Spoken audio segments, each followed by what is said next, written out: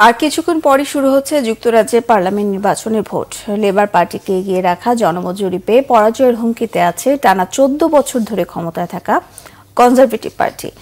জরিপ সংস্থা ইউকের চূড়ান্ত জনমতে লেবার পার্টির ভূমিধস জয়ের আভাস মিলেছে। ৬৫০ আসনের পার্লামেন্টের নিম্নকক্ষ হাউস অব কমন্সে ৪৩১টি আসনে জয় পেতে পারে মধ্য বামপন্থীরা, যেখানে একক সংখ্যাগরিষ্ঠতার জন্য প্রয়োজন ন্যূনতম ৩২৬ আসন। সার্ভেশনের জরিপে বলা হয়েছে ১৯৯৭ সালের তুলনায় অনেক বেশি আসনে জয় নিয়ে সরকার গঠন করবে বামপন্থী কিয়ার স্টারমারের লেবার পার্টি।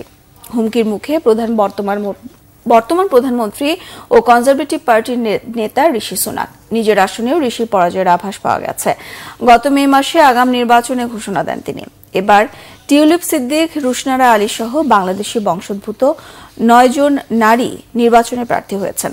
এদের কেউই ক্ষমতাসীন দলের নন। স্থানীয় সময় সকাল ৭টা থেকে শুরু হওয়া ভোট চলবে টানা ১১ ঘণ্টা। ভোট কেন্দ্র বন্ধ হবে বাংলাদেশ সময় রাত ৩টায়। এরপরই শুরু হবে ভোট গণনা ও ফলাফল ঘোষণার কার্যক্রম।